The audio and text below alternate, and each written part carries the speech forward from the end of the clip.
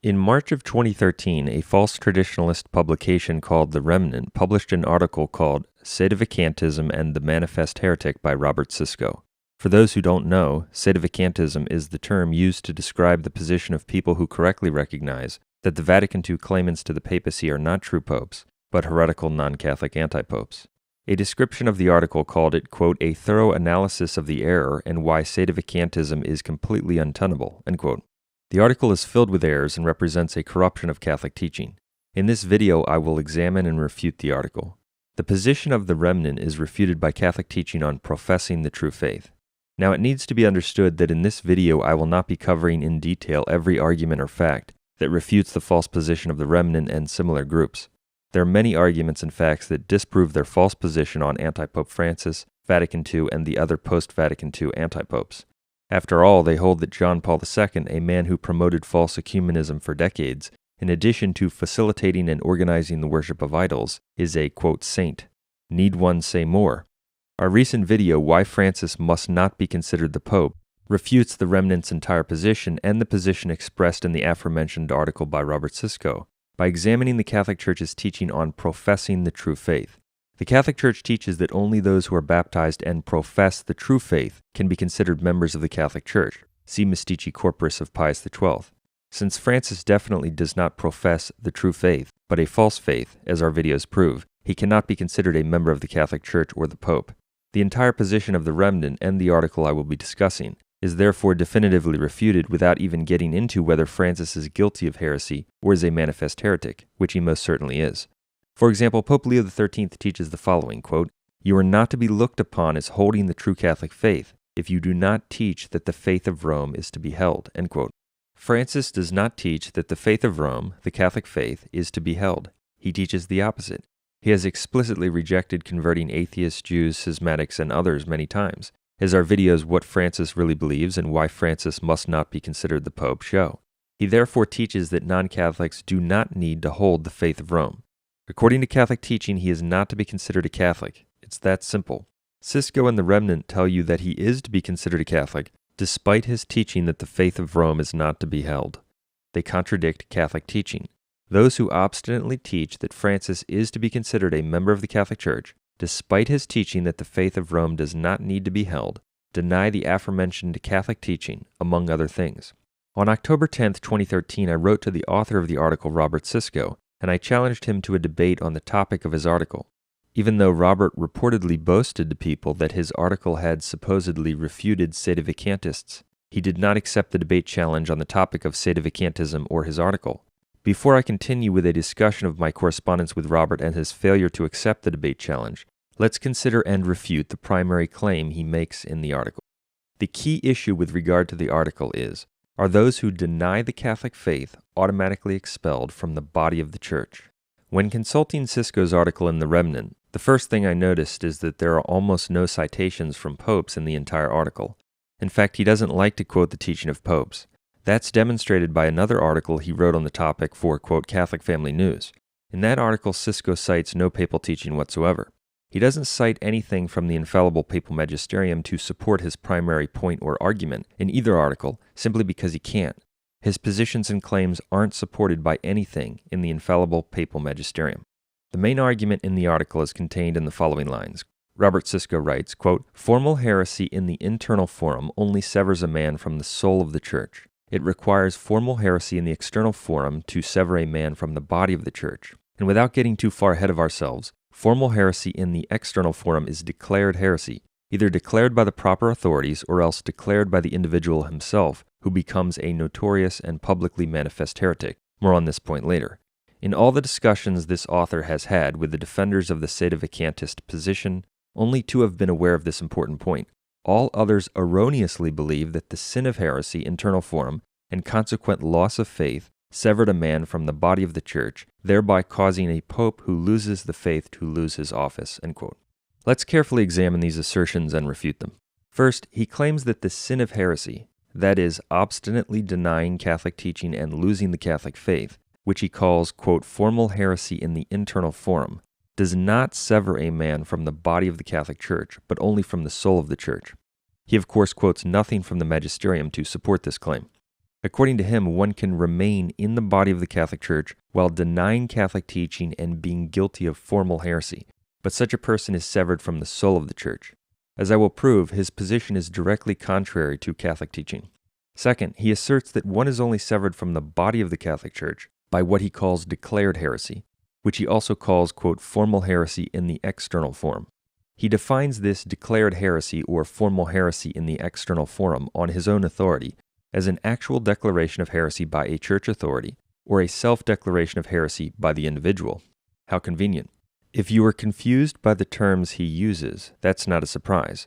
One of the devil's tactics in promoting lies, absurd positions, and false arguments is to make it difficult for people to detect what is actually being said. The devil doesn't want to explain in simple terms how he has arrived at a conclusion.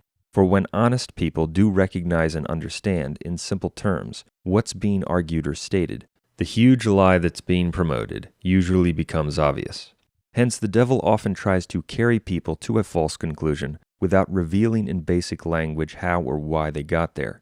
He hopes people will simply embrace the position because the argument sounds sophisticated or advanced, even if they don't understand its details. Thus, he frequently makes it difficult for people to follow what is being said or argued. That's the case with the article by Robert Siscoe. Lurking behind the terminology some find confusing is a massive lie and a completely absurd position, as we will see.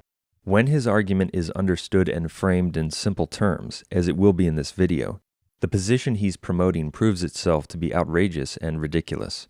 So, according to the aforementioned article, when a person denies Catholic teaching and loses the Catholic faith, he is only severed from the soul of the Church, not the body of the Church.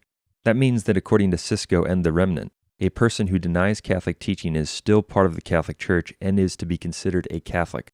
It is only through what they call declared heresy, or formal heresy in the external forum, that one ceases to be a Catholic and a member of the body of the Church.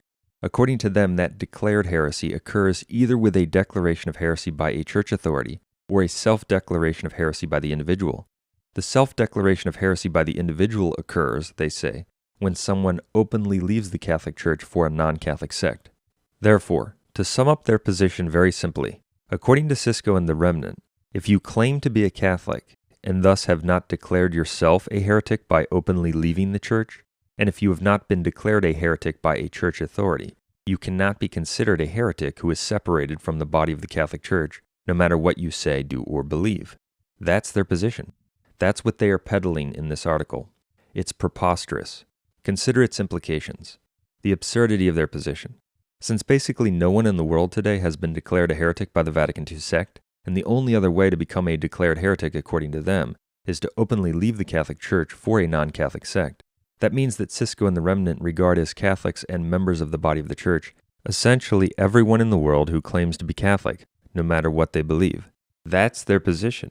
If the Remnant or the author of the article respond by denying that this is their position, they would then be lying and contradicting what they published.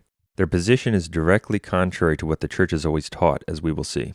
The Remnant and Robert Siscoe consider Melinda Gates to be a Catholic. Melinda Gates is the wife of Microsoft founder Bill Gates. Melinda Gates claims to be Catholic but openly supports contraception.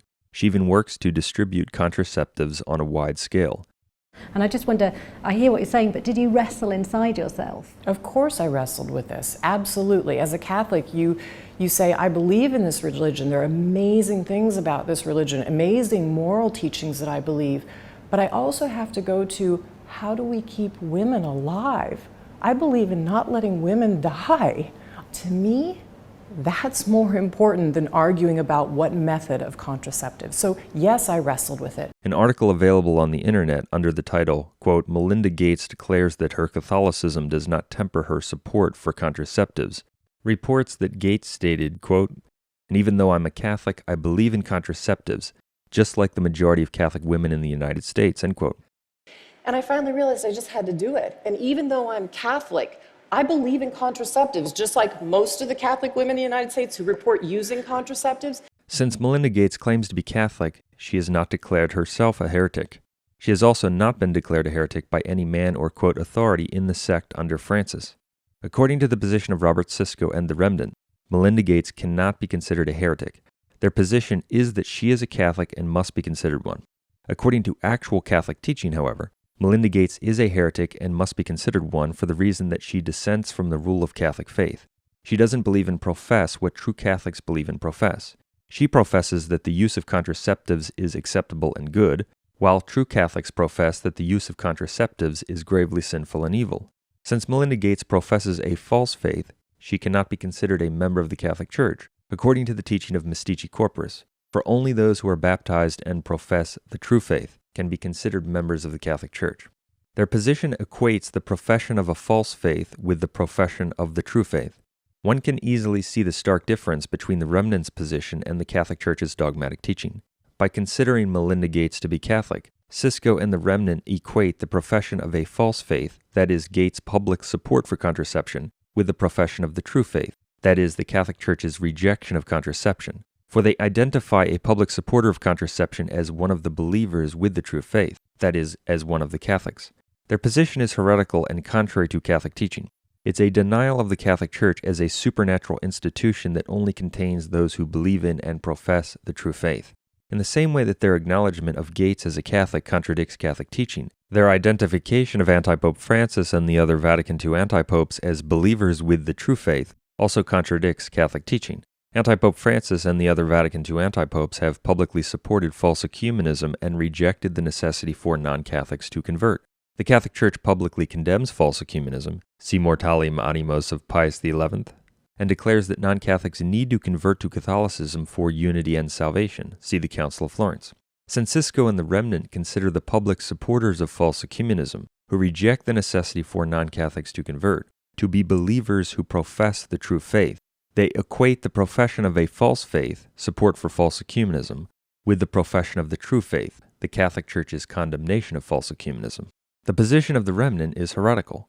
By equating the profession of a false faith with the profession of the true faith, it denies the Catholic Church's external unity of faith, one of the Church's marks. It also denies numerous magisterial pronouncements on the effects of heresy.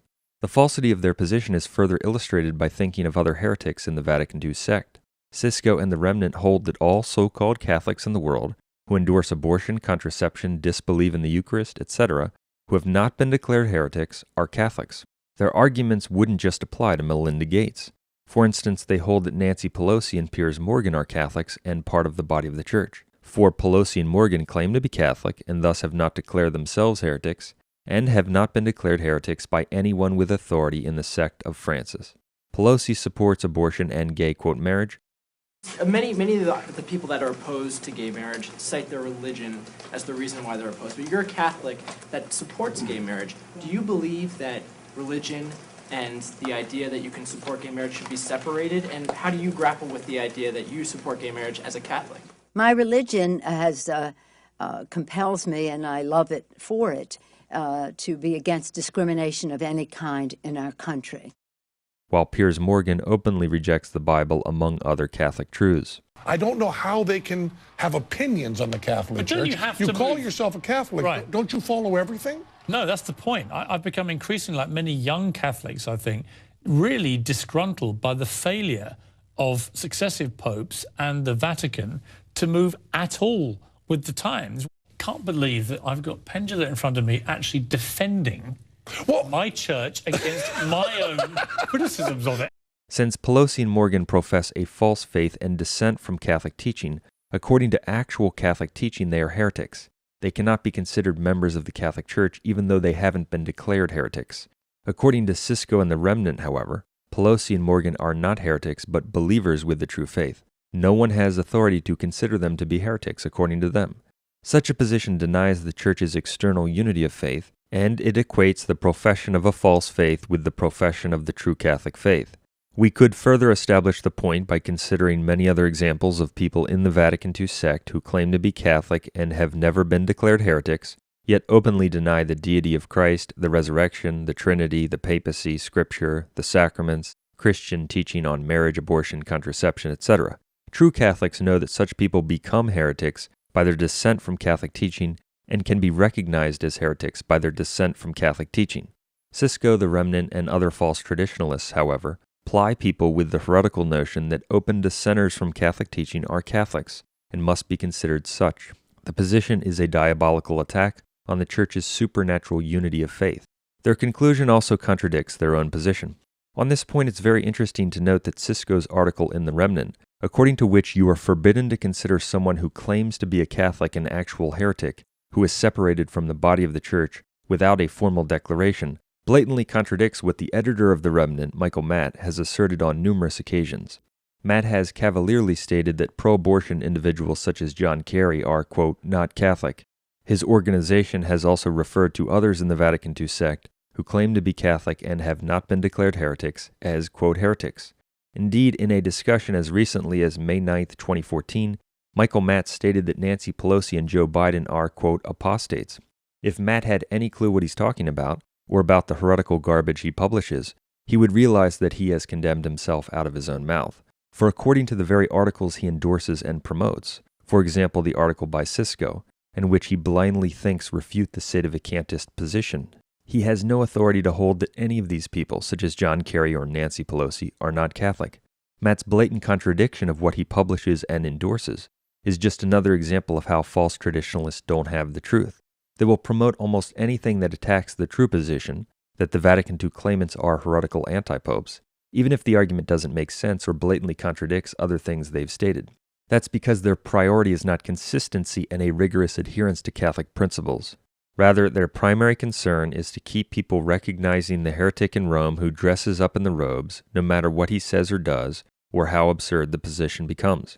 Therefore, if publishing articles against Sedevacantism that sound good to the typical reader, who doesn't carefully follow, analyze, or understand in its full scope what's being asserted, creates the impression that Sedevacantism is untenable, that's sufficient for them. However, when those arguments and claims are carefully examined and analyzed, they prove to be incompatible with Catholic teaching, theologically bankrupt, and contrary to what the Remnant and other false traditionalists frequently state and even take for granted. Magisterial teaching on the offense of heresy and how denying the faith automatically expels one from the body of the Church. Let's now consider the teaching of the magisterium that demolishes the primary claim made by Robert Siscoe.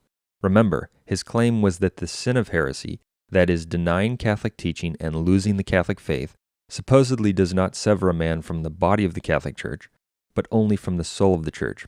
Here again is what Siscoe claimed, quote, formal heresy in the internal forum only severs a man from the soul of the Church. It requires formal heresy in the external forum to sever a man from the body of the Church. And without getting too far ahead of ourselves, formal heresy in the external forum is declared heresy, either declared by the proper authorities or else declared by the individual himself, who becomes a notorious and publicly manifest heretic. More on this point later. In all the discussions this author has had with the defenders of the Sedevacantist position, only two have been aware of this important point.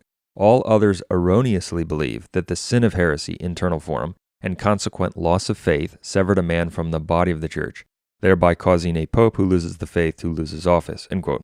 He teaches that the sin of heresy does not expel one from the body of the Church, but only from the soul of the Church. I will now quote Pope Pius XII in Mystici Corporis. This citation from Mystici Corporis refutes Siscoe's entire article and his main argument.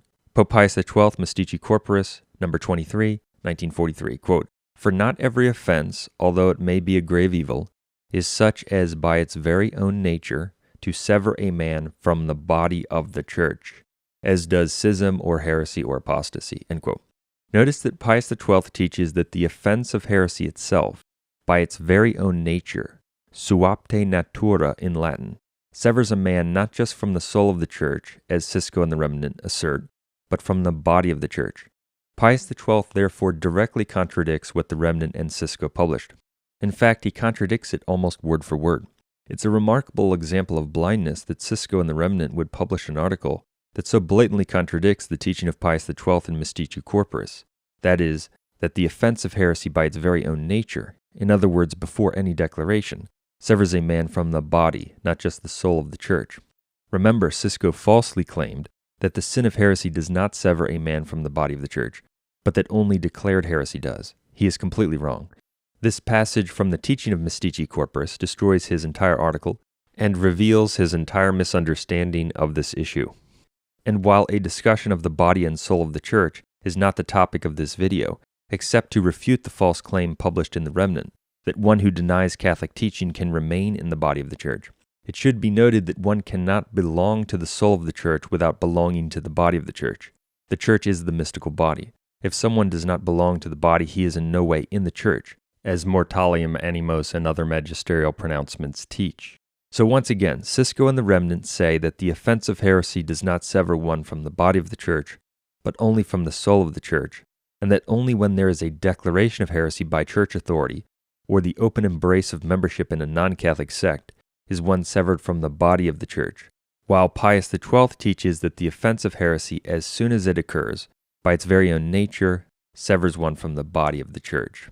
Since the offense of heresy occurs as soon as one denies Catholic teaching, even before a declaration or a warning is issued, and even if one claims to be a Catholic, Mystici Corporis proves that the act of rejecting Catholic teaching by its very own nature, before any declaration, severs a person from the body of the church, refuting the entire article in the Remnant we've been discussing.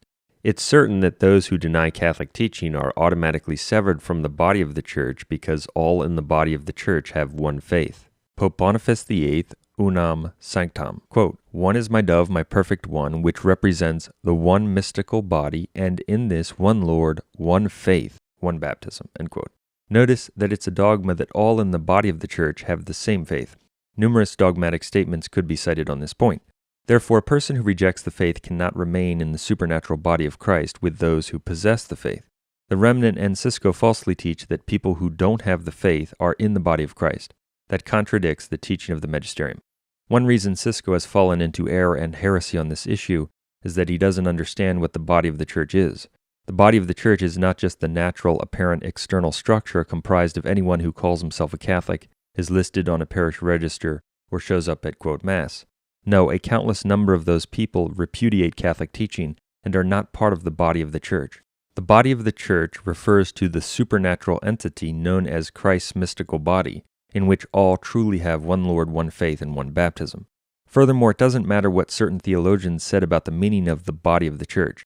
As we just saw, the teaching of the Magisterium is definitive and clear. Those who deny the faith and fall into heresy are automatically severed from the body of the church.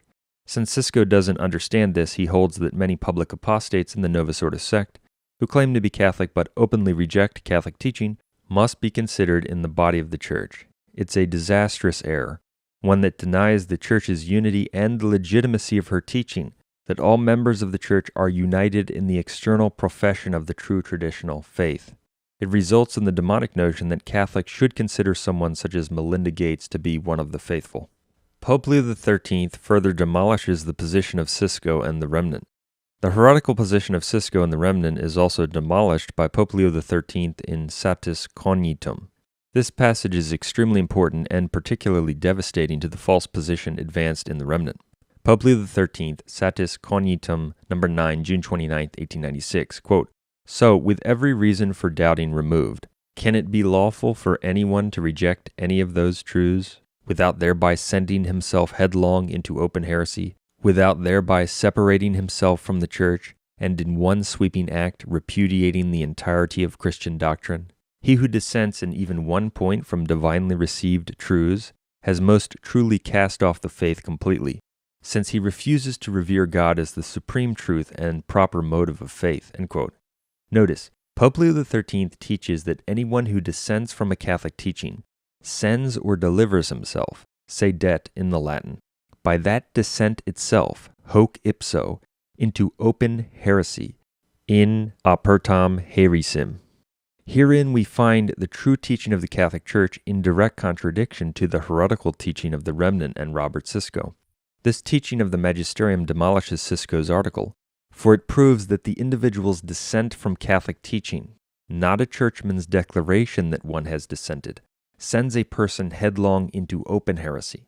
It is thus undeniable that the offense of heresy, or what Pope Leo XIII calls open heresy, occurs with the dissent itself on the part of the person, prior to any declaration by a church authority or any declaration by the individual of membership in a non-Catholic sect. The dissent itself separates the person completely from the church in one sweeping act. Remember, Siscoe falsely stated that formal heresy in the external forum does not occur when one denies the faith and commits the sin of heresy, but only when the denial of faith becomes, quote, declared heresy, either declared by a church authority or declared by the individual himself through joining a non-Catholic sect. In reiterating what the Church has always taught, Pope Leo XIII teaches the opposite. He teaches that the dissent itself from any truth of the church sends the person into open heresy, in apertam heresim, and outside the church. In this context, Pope Leo XIII uses two verbs of note in the Latin, respuere, to spit out or reject, and dissentire, to dissent or disagree.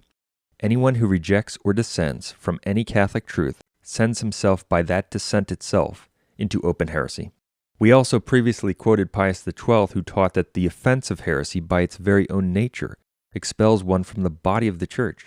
In considering the two papal declarations together, or even each one individually, the reader can see why what was published in the Remnant is heresy. Since heresy by its very own nature expels one from the body of the Church, mystici corporis, and the dissent itself from a Catholic teaching constitutes open heresy, satis cognitum, it's certain that the dissent itself from Catholic truth, that is, the sin of heresy, expels one from the body of the Church. That's exactly the opposite of what Siscoe taught. Here again are Robert Siscoe's heretical words. Quote, "It requires formal heresy in the external forum to sever a man from the body of the Church. And without getting too far ahead of ourselves, formal heresy in the external forum is declared heresy. All others erroneously believe that the sin of heresy, internal forum, and consequent loss of faith severed a man from the body of the Church, thereby causing a pope who loses the faith to lose his office." End quote. Again, don't be confused by his terminology or his reference to the internal forum. In his case, it's simply a diabolical way of obscuring his heretical teaching and confounding the reader. Siscoe teaches that formal heresy in the external forum, which severs one from the body of the Church and results in the loss of office, is supposedly not effectuated by the sin of heresy / the denial of Catholic teaching. It is only effectuated, he states, by a more formal declaration than the dissent from Catholic truth by the individual. But as we just saw, the magisterium teaches precisely the opposite. It repeatedly teaches that the sin of heresy itself, that is, the denial of Catholic truth, which results in the loss of faith, sends the person by the very dissent itself into open heresy, that is, into formal heresy. By its very own nature, the sin automatically severs the person from the body of the Church, and indeed from the Catholic Church completely. The position published by Siscoe in the Remnant, according to which people who reject a Catholic teaching and lose the faith remain in the Church until declared to be heretics by themselves or by another, is a heresy. It's flatly contrary to the teaching of the magisterium. That's why Siscoe does not and cannot cite any magisterial teaching to support his false position. The Church's teaching on this matter has always been the same. That's why Pope Leo XIII declared, quote, "The practice of the Church has always been the same, and that with the consenting judgment of the Holy Fathers, who certainly were accustomed to hold as having no part of Catholic communion and as banished from the Church, whoever had departed in even the least way from the doctrine proposed by the authentic magisterium." End quote. More papal teaching which refutes Siscoe and the Remnant. The heretical position of Siscoe and the Remnant is also dogmatically refuted by Pope Eugene IV at the Council of Florence. The council declared, quote, "It, the Holy Roman Church, condemns, rejects, and anathematizes all thinking opposed and contrary things, and declares them to be aliens from the body of Christ, which is the Church." End quote. Notice that Pope Eugene IV infallibly teaches that all thinking opposed and contrary things to the Church are expelled, not just from the soul of the Church, but from the body of Christ, which is the Church. The word here for thinking in the original Latin is sentientes. It's the masculine accusative present participle of the verb sentire, to sense, think, suppose. It shows that thinking opposed and contrary to the Church expels one from the body, not just the soul of the Church, even if there hasn't been a declaration or a warning. This further refutes the heretical position published in the Remnant. Moreover, while it's not necessary to prove the point, it should be noted that the position of the article published in the Remnant is also refuted by Pope Paul IV in his bull Cum Ex Apostolatus, February 15, 1559. In Cum Ex Apostolatus, Pope Paul IV teaches that a heretic cannot be validly elected pope, even if he is elected by all the cardinals and accepted by the whole Church. He says that a heretical cleric cannot hold office in the Church. Concerning those invalidly elected as heretics, Pope Paul IV also declares that all Catholics, without any declaration by Church authority, quote, "shall be permitted at any time to withdraw with impunity from obedience and devotion to those thus promoted or elevated, and to avoid them as warlocks, heathens, publicans, and heresiarchs." End quote. Paul IV makes it clear that all of this applies to the time period before any declaration. He explicitly states that it occurs and can be recognized, quote, without the need for any further declaration, end quote. Therefore, contrary to the aforementioned article in the Remnant, heretics lose their offices and are expelled from the body of the Church, and can be recognized as heretics, warlocks, and heathens who don't hold office in the Catholic Church or have membership in the body before any declaration by Church authority. The position expressed in the aforementioned article is false. It's interesting that Pope Paul IV stated that he wanted to make it clear to the faithful that a heretic cannot be validly elected pope, quote, lest it may befall us to see the abomination of desolation, which was spoken of by the prophet Daniel in the holy place, end quote. The Pope thus intimates that the abomination of desolation would be connected with a heretic purporting to sit on the papal throne. His language was prophetic, for in the post-Vatican II period we see quite clearly that the prophesied great apostasy is indeed connected with heretical antipopes pretending to occupy the chair of Peter and the various forms of spiritual destruction this has wrought. By their corruption of Catholic teaching, false traditionalists such as Siscoe and the Remnant perpetuate the deception and contribute to the abomination Pope Paul IV wanted to prevent. In addition to the fact that his position is demolished by magisterial teaching, Siscoe contradicts himself when it's convenient. It's interesting to note that in a recorded discussion he had with a false traditionalist, quote, priest about these matters, Robert Siscoe blatantly contradicted the position expressed in his article. In his discussion with the so-called priest, Siscoe admitted that an alleged pope would in fact lose his office and membership in the body of the Church without any declaration if he did something as blatantly heretical as stating, quote, I deny the divinity of Christ.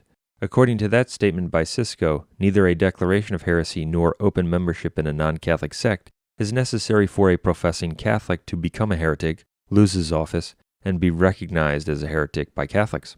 With such an admission, Siscoe contradicts, abandons, and refutes the entire argument and position advanced in his article. It's the type of contradiction that would be thoroughly exposed in a debate. With such an admission, Siscoe acknowledges that the Church does in fact teach what Sedevacantists teach, namely that manifest heretics who may claim to be Catholics or even popes lose membership in the body of the Church and therefore any office they might hold prior to any declaration if they manifest clear heresy or dissent from the rule of Catholic faith. Their loss of membership in the Church can also be recognized by Catholics. In addition to the facts we've covered from the papal magisterium, Siscoe's admission demonstrates that the position he expressed in his article is a lie. But that's not a surprise. For with the false traditionalists and other obstinate defenders of the antipope who do the work of Satan, their primary concern is not the truth or consistency in argumentation. No, what matters to them is accepting the antipope who dresses up in robes no matter what. By the way, Francis has taught heresies that are every bit as blatant as someone stating, quote, I deny the divinity of Christ. He has openly repudiated the necessity of converting non-Catholics many times, as our material proves. That openly denies the defined dogma that it's necessary to join the Catholic Church for unity and salvation. Siscoe's penchant for distorting quotes. While the papal teaching we've covered and will continue to cover refutes Siscoe's heretical position, his penchant for distorting the teaching of theologians on this matter also needs to be mentioned. Let's consider one example that concerns the views of St. Robert Bellarmine. St. Robert Bellarmine teaches that people who claim to be Catholic yet depart from the faith can be recognized and rejected as heretics when they show themselves to be clearly pertinacious, which means, quote, before any excommunication and judicial sentence, end quote. That is, before any church declaration. Note again, Bellarmine teaches that people are expelled from the body of the Church before any excommunication and judicial sentence, and that they can be recognized as heretics before any declaration. Quote, for in the first place it is proven by authority and reason that a manifest heretic is ipso facto deposed. The authority is that of Blessed Paul, who in his epistle to Titus chapter 3 orders that the heretic be avoided after 2 warnings, that is, after he clearly appears pertinacious, and he understands by this before any excommunication and judicial sentence. As Jerome writes regarding this passage, where he states that other sinners are excluded from the Church through a sentence of excommunication, but heretics depart from and are cut off from the body of Christ through themselves, end quote. The words before any excommunication and judicial sentence, ante omnem excommunicationem et sententiam judicis, clearly refer to the time period before any kind of judgment has been pronounced by an authority in the Church. Heretics depart from and are cut off from the body of Christ by themselves, before any excommunication or judicial sentence. Notice that Bellarmine says that manifest heretics prior to any excommunication or sentence are cut off from the body, not just the soul of the Church. refuting Siscoe's false teaching.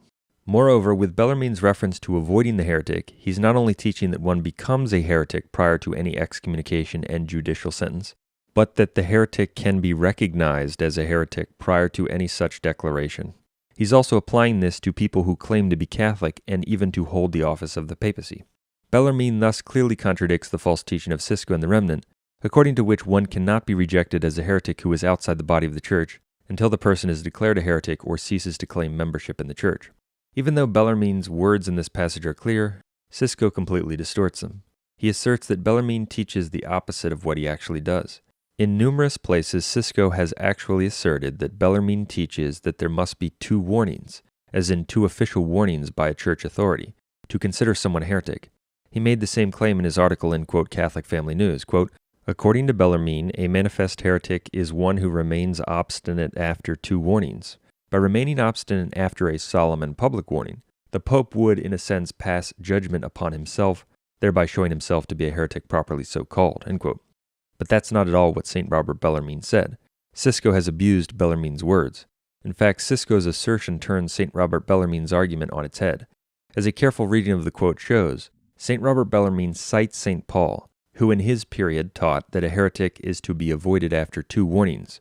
Bellarmine then explains the proper understanding of St. Paul's teaching and how it applies throughout all of church history as referring to recognizing and avoiding a heretic who, quote, appears, apparet, clearly pertinacious, and he, St. Paul, understands, by that, before any excommunication and judicial sentence, end quote.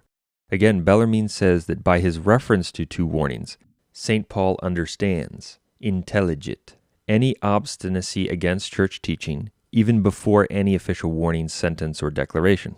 That's why he says in that very line, quote, ante omnem excommunicationem et sententiam judicis, that is, before any excommunication and judicial sentence. Since the Church's official and established magisterial decrees carry a binding force all their own, people can show themselves to be manifestly obstinate against Catholic teaching, that is, that they are heretics, before any warning, excommunication, or sentence by a church official, if they simply deny or contradict well-known or established teachings of the magisterium. That obstinacy against church teaching is equivalent to what St. Paul described as two warnings. That's certain from the fact that people would still become heretics and could be recognized as such in the scenario in which all the people normally responsible for delivering official warnings are themselves heretics. That's the case today. It's also interesting to note that numerous public complaints have been issued concerning the heretical teaching of the Vatican II antipopes. Those include formal complaints lodged with the Vatican II sect's Congregation for the Doctrine of the Faith. The antipopes are aware of such complaints and the opposition many have to the Vatican II religion. They are familiar with the traditional Catholic teaching they contradict. They don't care. They don't profess the Catholic faith.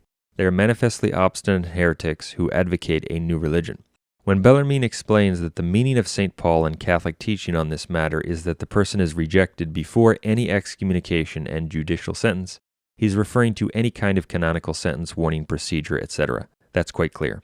The person is rejected before any procedure or declaration by his very appearance of obstinacy against Catholic teaching. In this very context, St. Robert says that the heretic, who may claim to be Catholic or even the Pope, is ipso facto deposed. That is, he is deposed by his own act, not the sentence of another. That would not be the case if, as the Remnant and Siscoe say, the person who purports to hold Catholic office is only expelled from the body of the Church, loses his office, or can be considered to have lost it after the Church's representative has examined the individual and the sentence has been passed. In this context, Bellarmine also says that, quote, heretics depart from and are cut off from the body of Christ through themselves, end quote, which of course would not be the case if the person purporting to hold office in the Catholic Church were only separated from the body of Christ through the declaration of another. Bellarmine is teaching exactly the opposite of the position expressed by Siscoe and the Remnant. Siscoe asserted that it requires formal heresy in the external forum to sever a man from the body of the Church, and that formal heresy in the external forum is declared heresy. So according to him, the person who claims to be Catholic is only severed from the body of the Church by a declaration by proper authorities. St. Robert Bellarmine teaches exactly the opposite. He says that St. Paul understands that the heretic is to be avoided before any excommunication and judicial sentence, and that heretics, referring to people who even purport to be Catholic, depart from and are cut off from the body of Christ through themselves. Their separation from the body of the church thus occurs by their own act, not by declared heresy. Bellarmine therefore teaches the opposite of Siscoe. This is just one example of how Siscoe distorts and abuses quotations. I could give numerous other examples of similar distortions in his writings. His writing is an example of the blind leading the blind, Matthew 15:14. When that happens, people fall into a ditch. In this case, the ditch into which they fall is the theologically absurd notion that a man who practices Judaism, Francis, and openly rejects the conversion of non-Catholics, to name just a few things, is to be considered the leader of the world's Catholics. The conclusion is repugnant to Catholic teaching. Pope Leo XIII, Satis Cognitum No. 15, quote, "It is absurd to imagine that he who is outside the church can command in the church." Siscoe's false position calls for disclaiming the judgment of the Apostolic See. Another major error promoted by Robert Siscoe in both the Remnant and, quote, Catholic Family News is the assertion that a manifestly heretical papal claimant could only be considered to have lost his office after certain people in the church, for example the College of Cardinals or a group of bishops, issue a declaration of guilt against the man considered pope. Siscoe admits that saints and doctors of the church teach that a papal claimant loses his office automatically, that is, before any declaration as a result of heresy. Yet he will also assert that a declaration against the person must be made in order for Catholics to recognize that a loss of office has occurred. So in his view, the papal claimant doesn't lose his office in the eyes of Catholics until a declaration is made by lower clergy. John Salza promoted the same error. It was completely refuted in our articles on the matter. Simply put, the error of Salza and Siscoe means that trials of the man considered pope could be conducted. That contradicts Catholic teaching, for the Church has repeatedly taught that the Pope cannot be subjected to a trial by lower clergy. Consider papal teaching on the matter. Moreover, if all Catholics had to recognize a heretical claimant to the papacy until a declaration was issued by lower clergy, as they argue, then it would be the declaration by lower clergy that transfers a Catholic's obedience away from the man considered Pope. The notion is contrary to Catholic teaching. Here's an example of why. Consider how Siscoe's false teaching would play out in reality. Suppose that as a result of promoting false ecumenism, rejecting the conversion of non-Catholics, and other statements or actions, a claimant to the papacy is considered a heretic by many professing Catholics. Despite his promotion of numerous heresies, according to Robert Siscoe, the claimant must be considered the Pope. He must be acknowledged and obeyed as the Pope until the Church issues a declaration that he's guilty of heresy. So in this scenario, some cardinals and bishops get together and examine the statements and deeds of the man they consider the Pope. They judge the man they consider the Pope to be guilty of heresy and to have lost his office for manifest heresy. According to Siscoe, it is at that point, as a result of the cardinal's judgment, that Catholics may legitimately transfer their obedience away from the man they had until then considered the Pope.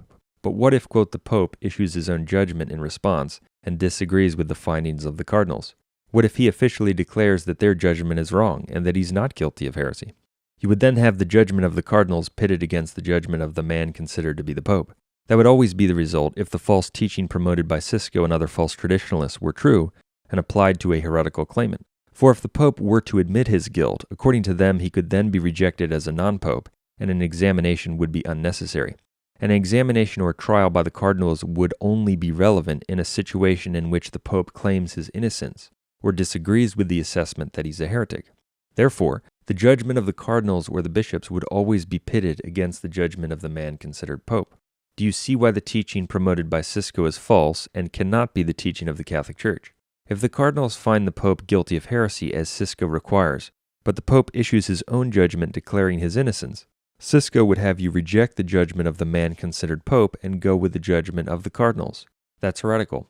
Vatican I condemned the idea that the judgment of the Apostolic See, or the man considered to occupy it, can be disclaimed by anyone. It's not permitted to pass judgment on the Pope's authoritative judgment. Yet that's what Siscoe not only declares to be lawful, but requires for Catholics to consider the man to have lost his office. Since the position from which he begins is false, it's not a surprise that it begets additional errors, such as the condemned position that Catholics can disclaim the judgments of the man considered to be the Pope. They don't believe in Catholic principles, and they don't understand Catholic principles. Vatican I declared, quote, "The judgment of the Apostolic See, whose authority is not surpassed, is to be disclaimed by no one, nor is anyone permitted to pass judgment on its judgment," end quote. Since no one can conduct an official trial of a pope, and no one can disclaim his official judgments, A manifestly heretical claimant to the papacy not only would lose his office without any declaration, as the Church teaches, but he could be recognized as having lost his office by his own act without any declaration, as the Church also teaches. See Pope Paul IV, as quoted already. That's how it must be. After the manifest heretic is recognized as a non-Catholic who has already lost his office, then a judgment can be made about the practical way of removing the antipope from Rome. More abused quotations.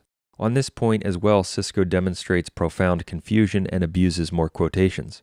For example, he will sometimes cite things from certain saints or theologians who speak of the Church judging a heretical claimant. However, in numerous cases, the author Siscoe cites is not referring to whether Catholics must regard the person as a member of the Church, but to the separate question of how to remove the heretic from physical possession of the office. In his commentary, Siscoe frequently combines these two distinct issues in a dishonest way. For example, Siscoe presents the following quote from Bellarmine and emphasizes the final portion of it. Quote, "The Pope, who is a manifest heretic, ceases by himself to be Pope and head, in the same way as he ceases to be a Christian and a member of the body of the Church. And for this reason he can be judged and punished by the Church." End quote. Siscoe will then conclude, but what is important to note is that both opinions, he's referring to opinions of theologians, agree that for a sitting pope to be removed, he must first be declared guilty of heresy by the Church, by an ecumenical council, or by the College of Cardinals. End quote. He also says, quote, "A judgment of guilt and declaration must be rendered, and this judgment belongs to the Church, not to individual Catholics. This is a point that every Sedevacantist I have spoken with or otherwise corresponded with has missed." End quote. He's completely wrong. In the case of the passage from Bellarmine, it's not referring to whether the manifest heretic can be rejected prior to the Church's judgment, but to the separate issue of what to do with him and how to punish him once it's clear, as a result of his manifest heresy, that he's not a Catholic. Even today, true Catholics can't figure out how to get anti-Pope Francis, a certain manifest heretic, out of Rome. If we lived in a different century, a judgment by Catholic authorities could be issued against anti-Pope Francis about how to remove him from physical possession of the Church's buildings. But that has nothing to do with the entirely separate issue of whether he is to be regarded as the Pope or a member of the Catholic Church. They are different issues, yet Siscoe dishonestly combines them in his heretical commentary. Indeed, his perversion of the truth on this matter is further exposed by considering the teaching of St. Robert Bellarmine on Pope Liberius. Bellarmine discusses Pope Liberius and the Arian heresy in the 4th century. At the time, it was widely believed that Pope Liberius compromised with the Arian heretics and had St. Athanasius excommunicated. That turned out to be false, as Pope Pius IX points out. Even though it turned out that Pope Liberius was not a heretic, St. Robert Bellarmine says that because Liberius appeared to be a heretic, even though he wasn't, the Catholics lawfully considered him a heretic as one who was not the Pope and as one who was outside the Church. They justifiably went over to Felix, who began to reign. Bellarmine says, quote, "For although Liberius was not a heretic, nevertheless he was considered one, on account of the peace he made with the Arians, and by that presumption the pontificate could rightly be taken from him. For men are not bound or able to read hearts, but when they see that someone is a heretic by his external works, they judge him to be a heretic pure and simple, and condemn him as a heretic." End quote. If Bellarmine says that people were justified in rejecting Liberius because they thought he was heretical, imagine what he would say about Francis, Benedict XVI, etc., who practiced Judaism, deny Scripture, endorse Protestantism, and more. Even though Pope Liberius was not a heretic, the fact that he appeared to some to be a heretic was sufficient justification, according to Bellarmine, for people to consider him to have lost his office. That's because Catholics cannot profess communion with people who profess heresy in the external form. That's the teaching of St. Robert Bellarmine on this matter. His teaching is the opposite of the heretical position advanced by Siscoe and others. Furthermore, the Roman clergy had no authority to depose Liberius or to transfer the obedience of Catholics away from him. When St. Robert Bellarmine refers to the Roman clergy stripping Liberius of his dignity and going over to Felix, he refers to the fact that the Roman clergy did have the power to elect a new pope. They had the ability to physically remove Liberius from the possession of Catholic buildings in Rome after it was considered without a declaration that he was a non-pope. Bellarmine's comments about the election of Felix refute the perversion of his teaching by Siscoe. It should also be emphasized that the opinion of St. Robert Bellarmine on this matter does not constitute the crux of this issue. It's simply a minor supplementary point. The teaching of the magisterium is the focal point of this issue, and it definitively refutes the false traditionalist position. Siscoe's folly. Earlier I mentioned that one of the characteristics of Siscoe's completely heretical writing on this topic is that he cannot quote the magisterium to back up anything he says. That's why he spends basically all of his time discussing largely, and in many cases completely, irrelevant views of certain fallible canonists and theologians. It's truly ridiculous to witness Siscoe go on and on discussing and emphasizing the opinion of John of St. Thomas or a Canon Smith or, for example, Francisco Suarez, as if the speculations by fallible men, not the teaching of the magisterium, are the axis around which this entire matter rotates. While he's worshipping the fallible speculations of men, Siscoe fails to discover that his own opinions on this topic are demonstrably heretical, as I've proven. In fact, here's an example of how Siscoe follows a false view of Suarez to his destruction. Siscoe, quote, "In the following quote, the great Jesuit Suarez explains that faith is not absolutely necessary for a man to hold office and retain jurisdiction in the church. He explains that a pope who is a heretic internal forum is indeed cut off from the substance and form, the soul of the church, but nevertheless remains the visible head of the body, and therefore retains charge and action," end quote. Basing himself on Suarez's fallible speculations from 400 years ago, Siscoe teaches two heresies opposed to the infallible teaching of the magisterium. He teaches 1, that people who deny the Catholic faith are not cut off from the church, and 2, that a person who rejects the Catholic faith can hold office in the church. Both ideas are opposed to the authoritative teaching of the magisterium in Satis Cognitum, among other things. To disprove Siscoe's number 1, I already quoted Leo XIII, where he teaches that the dissent from any Catholic truth plunges a person into open heresy and separates him from the church. Siscoe's statement rejects that teaching. Pope Leo XIII, Satis Cognitum number 9, quote, "Can it be lawful for anyone to reject any of those truths without thereby sending himself headlong into open heresy, without thereby separating himself from the church, and in one sweeping act repudiating the entirety of Christian doctrine," end quote. Mystici Corporis also declare that such a person is automatically severed from the body of the church. That contradicts Siscoe's heretical teaching based on Suarez, that one who dissents from Catholic teaching continues to be part of the body of the church. To disprove Siscoe's number 2, I quoted Pope Leo XIII in Satis Cognitum number 15. There the Pope declares that it's absurd to imagine that he who is outside the church can command or hold office in the church. The teaching of the magisterium in Satis Cognitum makes it clear that one is not permitted to hold that a heretic, a person who is outside the church, could occupy the papal office. It's not an open question. It is in fact an absurdity to imagine that a heretic could be pope. Quote, "It is absurd to imagine that he who is outside the church can command in the church."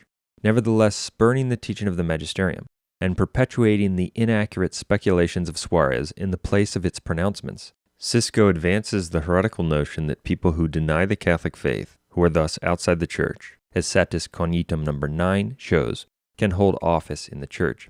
He thereby rejects Catholic teaching. He even repeats his heretical position in an article in the heretical publication, quote, Catholic Family News. He writes, quote, "The Church has never declared that a pope who falls into manifest heresy loses his office ipso facto, rather than by virtue of a judgment and declaration by the Church," end quote. Actually, yes, it has. The Church has declared false the idea that a heretic can remain pope by its explicit teaching that it's absurd to hold that someone who is outside could command in the Church. Since the papacy is an office with the power to command, a heretic who is outside the church could never hold it. The fact that a heretic would lose an office in the church ipso facto is certain from the dogmas that heretics are outside the church and that the pope is the head of the church. It's outrageous to see false traditionalists still perpetuating positions that have been so clearly refuted. Siscoe further corrupts Catholic teaching on this matter when he repeatedly states that people outside the church can at times perform certain acts of jurisdiction. He will sometimes quote a theologian or the Code of Canon Law to support this assertion. Yes, that's a true principle, but it has nothing to do with the issue of whether the Vatican II claimants are popes. The Church can and does at times grant jurisdiction to someone who is outside the Church for the performance of a specific act. An example would be a validly ordained priest or bishop who is outside the Church who is automatically supplied jurisdiction for the benefit of a Catholic in confession. The person outside the Church would thus receive jurisdiction for that particular or specific act, but he would not be a member of the Church and he could not command or hold office in the Church. The divine law bars him from membership in the Church and occupying an office in the Church. Hence, the issues of 1, a specific act of jurisdiction, and 2, holding an office in the Church by which people command, such as the papacy, are distinct. Nevertheless, Siscoe dishonestly combines them in his writing. Priests of the SSPX and other false traditionalists do as well. In the process, they deceive their readers and teach the absurd heresy that someone who is outside the church can command in the church. Devastating quotes from councils about how Catholics can recognize people as heretics before any declaration is made. In addition to the facts covered thus far, there are a number of extremely important quotes we still need to consider. Until now, these quotes have never been covered by anyone on this or perhaps any other topic. They are some of the best quotes to disprove the false traditionalist position, according to which Catholics supposedly lack the ability or the authority to consider someone a heretic until the Church has declared that person a heretic, or until the person is a heretic according to the strict definition of the Church's ecclesiastical law. The claim that Catholics lack the authority to consider someone a heretic until he is declared a heretic or considered a heretic according to the strict letter of ecclesiastical law is one of the primary reasons false traditionalists will not denounce the obviously heretical Vatican II antipopes as actual heretics. Hence, it should be obvious why these quotes, in addition to those covered earlier, are so important. Before we consider the quotes, it's necessary to make an important distinction. A heretic according to divine law, dogma, versus a heretic according to ecclesiastical law, canon law. I've proven that the Remnant, the SSPX, Robert Siscoe, and others cling to heretical views on when people become heretics and when people can be recognized as such. One of the main reasons they have fallen into heresy on this matter is they are fixated on the declaration of heresy that has sometimes been made in the Church's ecclesiastical or canon law. Since at various times in Church history, procedures were put in place for how people are to be declared heretics in the Church's ecclesiastical law, heretics such as Siscoe, the priest of the SSPX, and many others, wrongly conclude that until a person is considered a heretic according to the letter of canon law, he is not to be considered an actual heretic by Catholics. That's why many of them spend almost all of their time discussing canon law. They also prefer to focus on canon law and avoid dogmatic teaching because they know the latter demolishes their position. Their position that Catholics may not regard someone as an actual heretic until he is considered such according to the letter of canon law is completely wrong. By disproving their claims on that matter, one can quickly refute all their arguments that the Vatican II claimants to the papacy are not to be considered actual heretics. Of course, their position is disproven by the numerous facts we've already adduced. False traditionalists ignore those facts, namely the Church's dogmatic teaching on heresy and when people become heretics, including the points previously covered from Mystici Corporis, Satis Cognitum, and the Council of Florence. However, an additional flaw in their position we must now examine is their failure to recognize a distinction. That is, that being considered a heretic according to divine law / the Church's dogmatic teaching is not the same thing as being considered a heretic in the Church's ecclesiastical or canon law. In fact, very few Sedevacantists understand this point. The excommunications promulgated by the Church's ecclesiastical or canon law arose with and belonged to ecclesiastical law rather than divine law. At various times in history, the Church created and promulgated ecclesiastical laws to govern its members. One of those is excommunication. Even though it's sometimes a perfect reflection of the divine law, excommunication is actually an ecclesiastical law. Even the ipso facto excommunication for heresy, which has been in place in Church history, is an ecclesiastical law, not a divine law. In the case of the ipso facto excommunication for heresy, it's a perfect reflection of the divine law, but it's an ecclesiastical law. For example, Canon 1325 number 2 of the 1917 Code of Canon Law says that anyone after baptism who pertinaciously denies or doubts a truth of divine and Catholic faith is a heretic. And Canon 2314 number 1 says that each and every heretic incurs by that fact excommunication. If these canons and similar ones promulgated in Church history did not exist, heretics would still be automatically expelled from the Catholic Church by the divine law. The divine law automatically expels from the Church anyone who rejects a Church teaching. That ensures the supernatural unity of faith in the Church of Christ. The authoritative teaching of Pope Leo XIII we discussed concerning the Church's dogmatic teaching about heresy and its effects makes the divine law and the dogmatic principles on this matter very clear. Pope Leo XIII declared that anyone who dissents from a Catholic teaching sends or delivers himself, sedet, by that dissent itself, hoc ipso, into open heresy, in apertam heresim. The person brings down, on his own head, the divine law sentence automatically separating him from the Church. That's the dogmatic teaching of the Church about the divine law effects of heresy. One falls into heresy and is separated from the Church by rejecting Catholic teaching. Since all who deny a Catholic teaching are automatically expelled from the Church by divine law, irrespective of any ecclesiastical law promulgated or not promulgated about heresy. For someone to be automatically removed from the church, it's not necessary that he even incur an excommunication, whether automatic or any other kind, or be considered a heretic in canon law. Let me repeat that. For someone to be automatically removed from the Catholic Church by rejecting a Catholic teaching, it's not necessary that he even incur an excommunication or be considered a heretic in canon law. That's precisely why St. Robert Bellarmine stated that a manifest heretic is ipso facto deposed and can be rejected after he appears clearly pertinacious before any excommunication and judicial sentence. He says before any excommunication, judgment, or procedure, because those are creations of ecclesiastical law, and the divine law takes action against dissenters irrespective of the ecclesiastical laws or excommunications in place. It's thus certain that a dissenter from Catholic teaching is automatically expelled from the Church and loses any office he might hold, even if he's not a heretic in canon law. The above principles show that a dissenter from Catholic teaching is automatically expelled from the Catholic Church and loses his office by virtue of the divine law, even if no canon law exists on the matter, or if one has not fulfilled the requirements for excommunication in canon law. But some might object, okay, even though it's certain that a dissenter from Catholic teaching is in fact automatically expelled from the Catholic Church prior to and irrespective of any ecclesiastical law or excommunication, wouldn't he still need to incur excommunication in canon law in order for Catholics to recognize that he has become a heretic according to divine or canon law and been expelled from the Church by divine or canon law? The answer is no, as the quotes I will cite prove. Quotes from ecumenical councils prove that people become heretics and can be rejected as such even before they are considered heretics in the Church's ecclesiastical law. In the Fourth Lateran Council we find this interesting passage. Quote, "We add further that each archbishop or bishop, either in person or through his archdeacon or through suitable honest persons, should visit twice or at least once in the year a particular parish in which, according to report, heretics were living, and there he should compel 3 or more men of good testimony, or even the whole neighborhood, if it seems expedient, to swear to it, that if anyone should know of heretics there, or of any persons who hold secret conventicles or who differ in their life and habits from the normal way of living of the faithful, then let him take care to point them out to the bishop. The bishop himself should summon the accused to his presence, and they should be punished canonically if they are unable to clear themselves of the charge, or if after compurgation they relapse into their former errors of faith.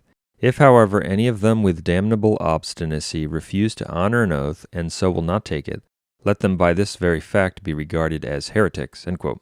In this passage, the Fourth Lateran Council says that each bishop or archbishop should visit parishes, quote, "in which, according to report, heretics were living," end quote, "in qua fama fuerit hereticos habitare."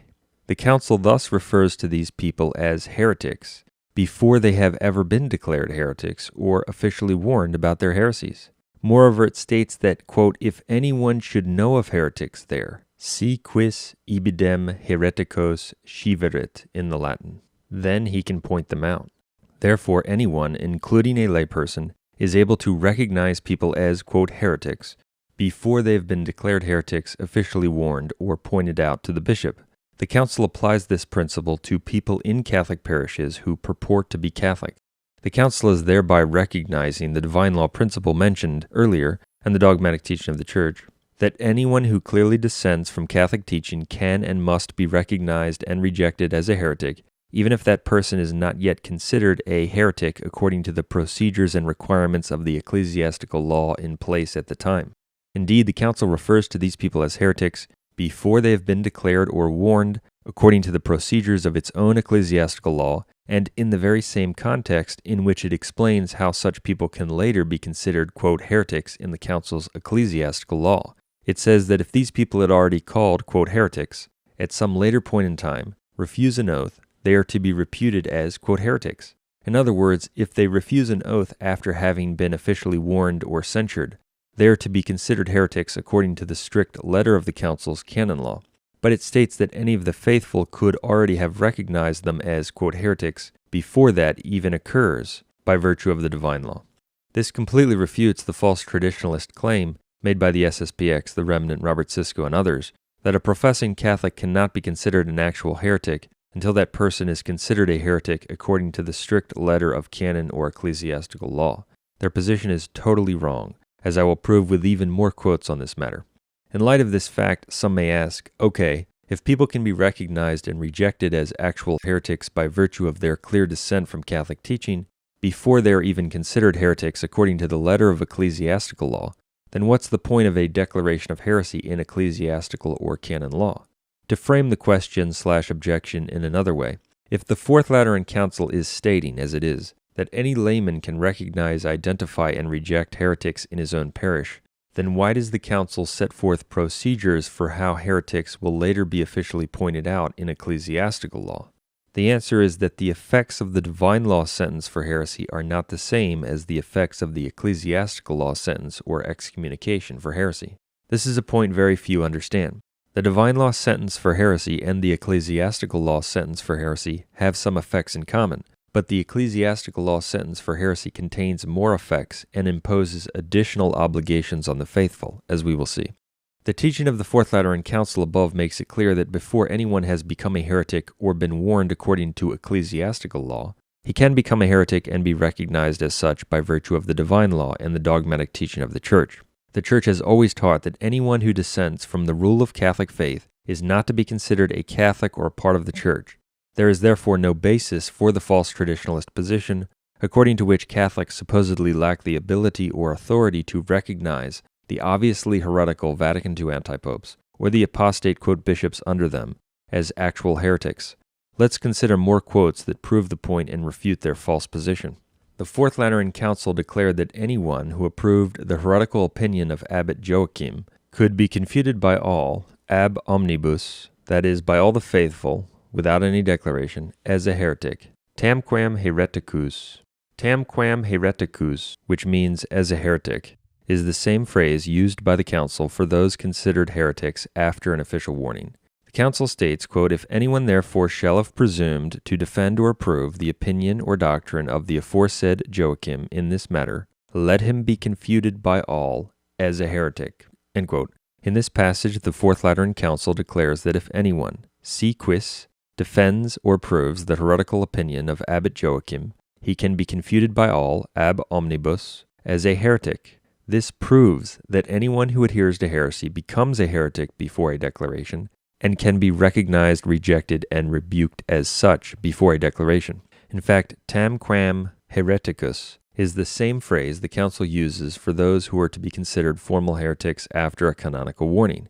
It uses the plural, tamquam heretici, for those officially considered to be heretics in ecclesiastical law. So much for the claim of false traditionalists that Catholics cannot recognize people as formal heretics until they have been declared heretics or officially warned. Their position is completely wrong. The Council of Vienne declares that anyone who denies that the rational soul is the form of the human body is to be considered a heretic. The Council of Vienne declared that whoever, quis, pertinaciously adheres to the position that the rational soul is not the form of the human body is to be considered a heretic. Tamquam hereticus sit censendus. The person doesn't have to be declared or warned by any official. He must simply deny Catholic teaching to be considered an actual heretic. The Third Lateran Council in 1179 refers to undeclared dissenters as heretics, no matter what they called themselves, and even if they resided in Catholic dioceses. It states that, quote, "For this reason, since in Gascony and in other places, the condemned perversities of the heretics, whom some call Cathari, others Paterini, others Publicani, others by different names, grows strong, we resolve to cast them, their defenders and receivers, under anathema." The Council refers to them as, quote, heretics, no matter what name they gave to themselves. Such dissenters might call themselves Catholics or circulate among Catholics, as many heretics did. The Council resolves to excommunicate and anathematize them and their defenders, but it refers to them as, quote, heretics and, quote, condemned, even before the condemnation or excommunication in ecclesiastical law has been made. That's another example of the divine law principle and the Catholic dogma that people who dissent from the rule of Catholic faith, no matter what they call themselves, can be recognized and condemned as heretics by virtue of the divine law, even before those people have been excommunicated or recognized as heretics in ecclesiastical law. The Vatican II antipopes are definitely heretics according to canon law as well. Now that it has been thoroughly proven that Catholics can recognize and reject people as heretics if they dissent from the rule of Catholic faith, even before they are excommunicated or condemned for heresy in ecclesiastical law, we must understand two things. One, the Vatican II antipopes are definitely heretics in canon law, even though it's not necessary to prove that fact. And two, there are differences between the effects of heresy in divine law and the effects in ecclesiastical or canon law. The leaders of the Vatican II sect are heretics according to canon law. Canon law says that anyone who after baptism pertinaciously denies or doubts a truth of divine and Catholic faith is a heretic and is excommunicated from the church ipso facto by that very fact. Notice that it doesn't say that a person is only excommunicated from the church after he or she is declared a heretic, but by the very fact that the person dissents from a truth of divine and Catholic faith and becomes a heretic. It also teaches that a cleric who publicly defects from the Catholic faith loses his office without any declaration. Canon 188.4. Therefore, according to canon law, someone who rejects Catholic teaching publicly cannot be considered a Catholic or one who holds office in the Church. Are the heresies of Francis and the other Vatican II so-called popes public, according to the definition of canon law? Of course they are. They could not be more public. They teach numerous heresies and documents to the entire Church. To give just one example, Francis taught his blatant heresy that non-Christians are, quote, justified by the grace of God, in number 254 of Evangelii Gaudium. That document was addressed to the Universal Church. Francis even identified it as a document of the, quote, universal magisterium. That heresy clearly denies the defined dogma that only those with the Catholic faith can be justified, and that there is no salvation outside the Catholic Church. Francis could not have taught that heresy more publicly, and we could give 100 other examples of public heresies from the antipopes. Therefore, the Vatican II antipopes are certainly heretics and public heretics, according to the letter of canon law. But even if they weren't, it would not make any difference. That's what we proved earlier. For a recognition that someone is a heretic in canon or ecclesiastical law is not necessary for a Catholic to reject that person as a heretic and outside the Catholic Church by virtue of the divine law and the dogmatic teaching of the Church. That's precisely because the effects of the divine law sentence for heresy are not the same as the effects of a canon law sentence for heresy. The differences between the effects of a divine law sentence against a heretic and a canon law sentence against a heretic. The divine law sentence against a heretic and its effects. Any baptized person who rejects a teaching of the Catholic Church becomes a heretic and is automatically struck by the divine law. Leo XIII, Satis Cognitum, etc. This divine law sentence automatically expels the dissenter from the Church completely. It enables and requires a Catholic who is aware of his heresy to reject him as a non-Catholic who is devoid of the true faith and cannot hold office in the Church. And it requires a Catholic to refuse involvement with a heretic insofar as the divine law requires, Catholic prudence dictates, and the ecclesiastical law requires with regard to undeclared heretics. It further requires an avoidance of any activity that would entail communication in the heretic's sin. The ecclesiastical or canon law sentence against a heretic and its effects. These effects include all of the above, but more. The ecclesiastical law effects against a heretic differ depending upon the era of church history and the ecclesiastical law currently in force. There are also some ecclesiastical law effects that only occur after a declaration. The ipso facto ecclesiastical law sentence for heresy automatically expels the dissenter from the Church, mirroring the divine law. It enables and requires a Catholic aware of his heresy to reject him as a non-Catholic who is devoid of the true faith. It requires a Catholic to refuse involvement with him insofar as the divine law requires, and such involvement would entail communication in his sin. But it also involves, especially when it is confirmed by a declaration, processes for official expulsion or forcible removal from church buildings, a loss of teaching position or administrative dignity if applicable. For example, the heretic is removed from teaching at a Catholic institution, a loss of pension, a removal of benefice, Canon 2314, a strict requirement to avoid such a person according to all the prescriptions expressed in ecclesiastical or canon law. And at various times in church history, the ecclesiastical law sentence or declaration for heresy included the prohibition of doing business with heretics, the Third Lateran Council, expulsion from Catholic lands, the Fourth Lateran Council, imprisonment, the Council of Vienne, and it might even result in execution, the Council of Constance, etc. Of course, it makes sense that the Church would have procedures and give warnings before all of the above ecclesiastical law effects came into force. That does not change the fact that people can recognize manifest heretics as outside the body of Christ prior to any ecclesiastical law, sentence, or declaration, by virtue of the divine law and the dogmatic teaching of the Church. That's what we proved from the quotes we covered earlier, for example, from the Fourth Lateran Council. Sedevacantists don't argue that the Vatican II antipopes or other heretics in the Vatican II sect have lost their pensions. They clearly have not. We don't argue that they have been physically removed from Rome. They clearly have not been removed from Rome. Those things and much more would happen in the wake of a public declaration of heresy against them in ecclesiastical law. But that's a separate issue. The issue is that the divine law enables and requires Catholics to reject such public dissenters from Catholic teaching as heretics who are outside the Church and hold no authority in the Church. That's the effect of the divine law sentence for heresy. The divine law and the dogmatic teaching of the Church require Catholics to reject anyone who departs from the rule of Catholic faith, irrespective of any ecclesiastical law effects that have or have not occurred.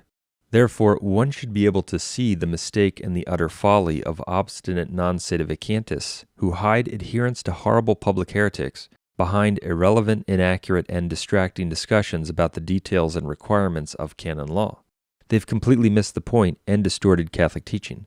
One doesn't need to be a heretic in ecclesiastical law to be someone Catholics can or must reject as a non-Catholic. Moreover, their discussions of canon law, as irrelevant as they are to the key issue, are typically fraught with errors. An example of the folly of non-sedevacantists who hide adherence to heretics behind canon law. I've shown that the Vatican II antipopes are heretics according to the divine law and the dogmatic teaching of the Church.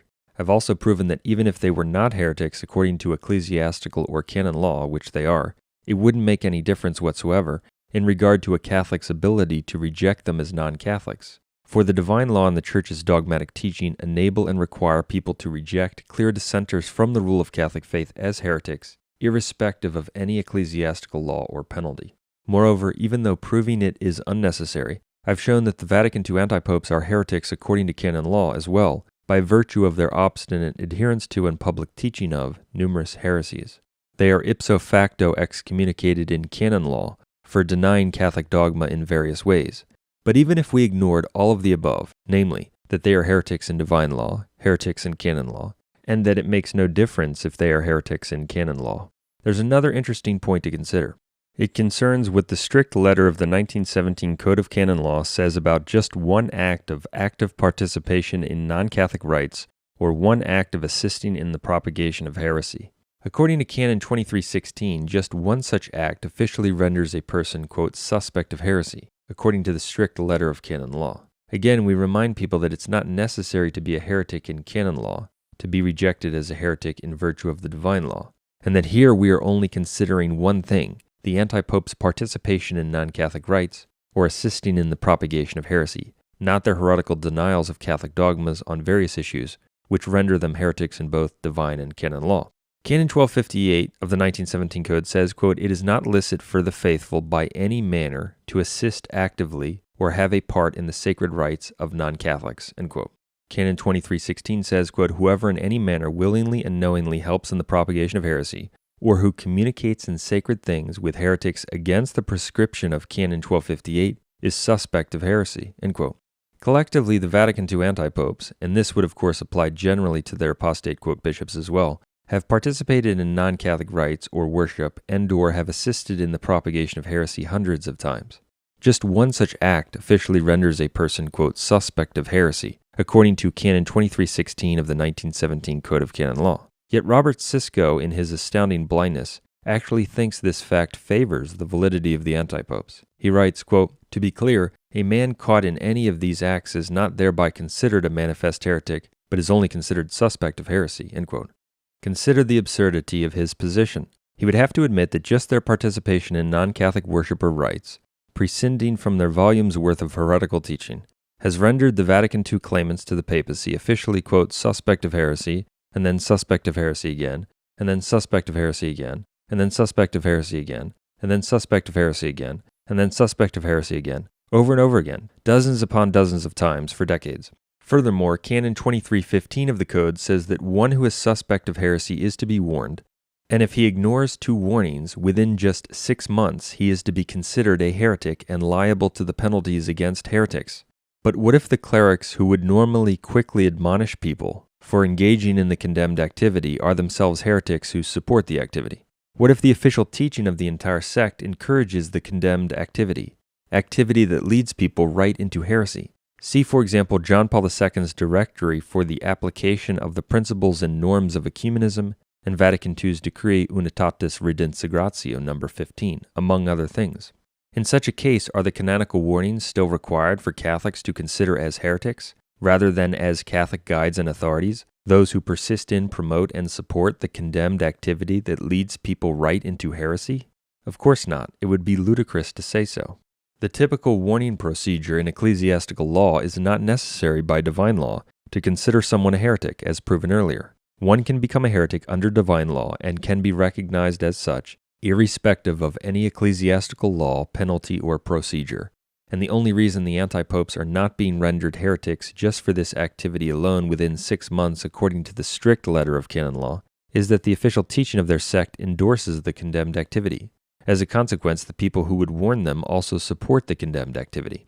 Since the official teaching and practice of the Vatican II sect endorses and encourages the condemned activity, there's no question about whether the antipopes and the heretical bishops under them support or endorse it. When a person persists for a long period of time in activity that leads him right into heresy according to the strict letter of canon law, the person is of course to be considered a heretic. The issue we're considering, the persistent participation in non-Catholic rites and the promotion of that condemned activity, is a prime example of how it's not necessary to be a heretic in ecclesiastical law to be considered a heretic according to the divine law and the magisterial teaching of the Church. Indeed, it's a foolish, wicked, and heretical perversion of Church teaching and law for the false traditionalists to tell people to acknowledge as Catholic guides and authorities those who lead them right into heresy and thus to hell by their teaching and practice. It should also be noted that in many cases just one act of participation in non-Catholic worship would render a person an actual heretic and/or an apostate in light of the divine law. That's clear, for example, from the teaching of St. Thomas Aquinas. He stated, quote, "If anyone were to worship at the tomb of Muhammad, he would be deemed an apostate," end quote. And of course, the repeated or persistent participation in non-Catholic worship or support for such activity would always require the conclusion that the person is a heretic and/or an apostate.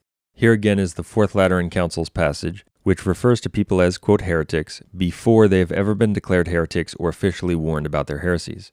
Moreover, it states that, quote, if anyone should know of heretics there, he can point them out. Therefore, anyone, including a layperson, is able to recognize people as heretics before they have been declared heretics, officially warned, or pointed out to the bishop. The Council applies this principle to people in Catholic parishes who purport to be Catholic.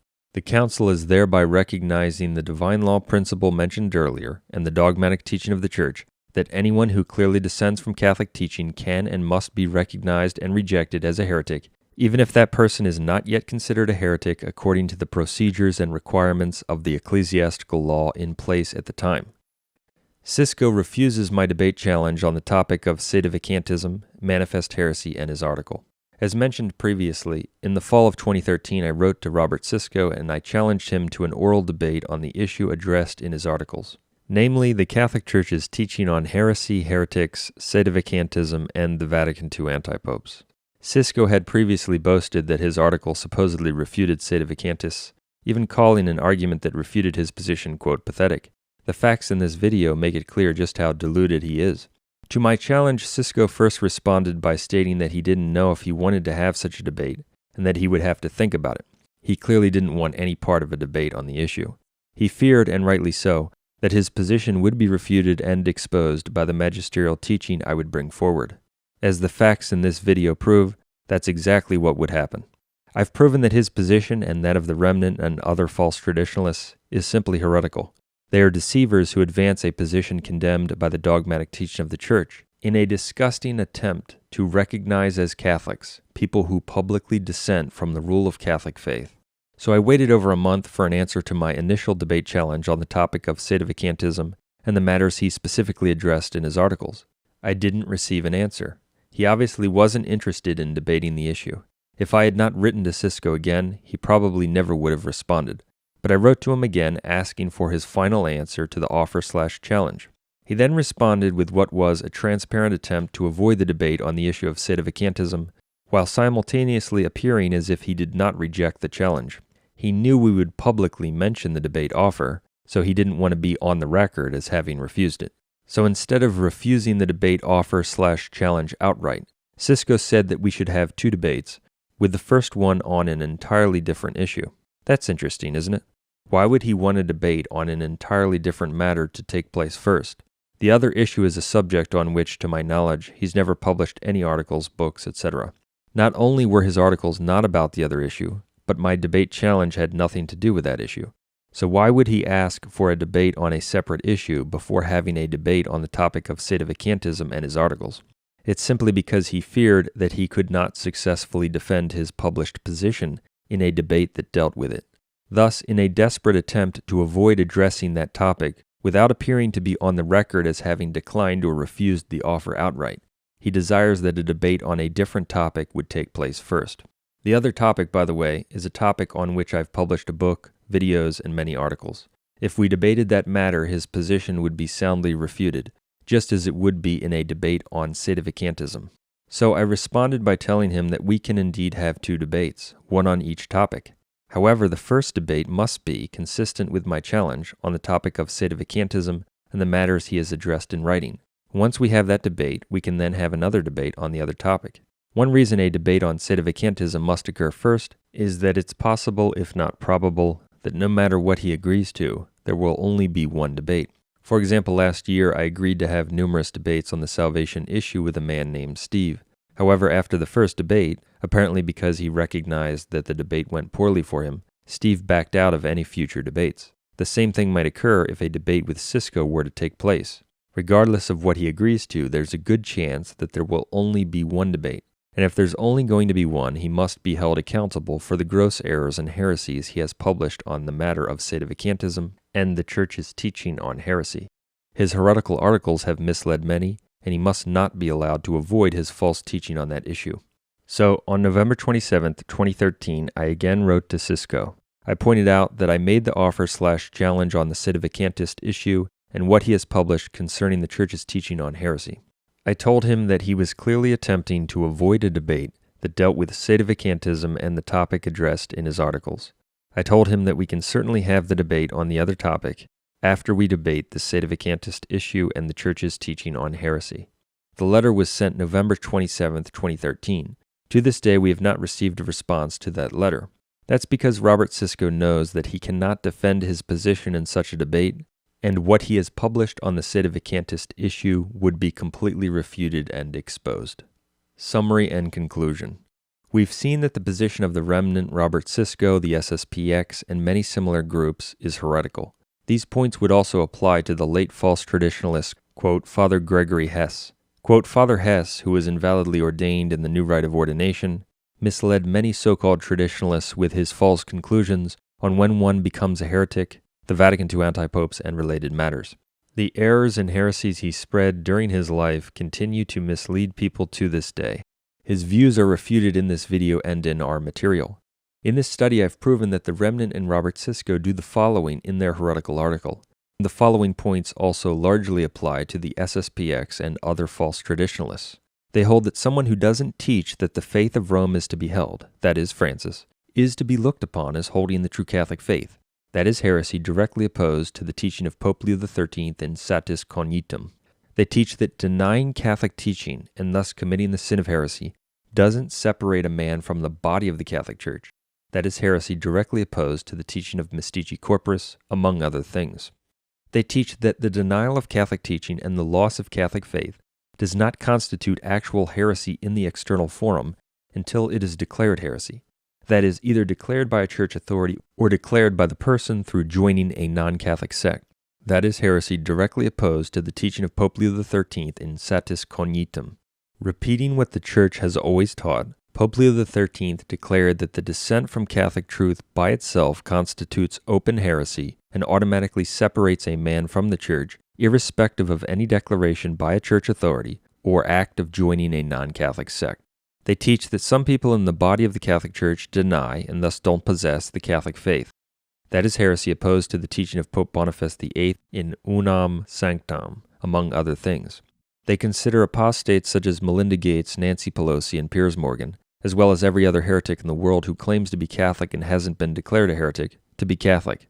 They thus blasphemously deny the Church's external unity in the profession of the true Catholic faith, for they identify people who profess a false faith in the external forum as believers who profess the true faith, that is heretical.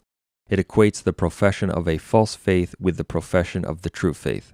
They frequently contradict what they publish. For example, Michael Matt publishes and recommends Siscoe's heretical article, in which we are told that one only becomes a heretic who is separated from the Church through a declaration of heresy or openly leaving the Church for a non-Catholic sect. Yet Michael Matt routinely calls people such as John Kerry, Joe Biden, and Nancy Pelosi, who all claim to be Catholics, quote, not Catholics, blatantly contradicting Siscoe's article and what Matt himself publishes. Siscoe also contradicts himself on a variety of issues. A prime example is when he sometimes admits, apparently when it's convenient or when he's pressed, that one could be separated from the body of the Church and be considered an actual heretic without a declaration and without joining a non-Catholic sect if one uttered certain open statements of heresy. That contradicts the entire position expressed in his article. They abuse the teaching of St. Robert Bellarmine, among others. According to Siscoe's perversion of Bellarmine required a declaration, official judgment, warning, or excommunication for a man to be considered to have lost his office, whereas Bellarmine taught precisely the opposite. They call for trials and judgments of the man they consider pope. According to them, that's the only way one could reject a claimant who teaches heresies. That is directly opposed to Catholic teaching as expressed in many papal documents. Those documents condemn the notion and the teaching of Siscoe, the Remnant, and other false traditionalists that the Pope could be subjected to a trial. They teach that a declaration of heresy against the man considered Pope is what could swing Catholics' obedience away from the man they consider Pope. They thus endorse adhering to the judgment of lower clergy about the status of a claimant to the papacy over the very judgment of the man considered to hold the office.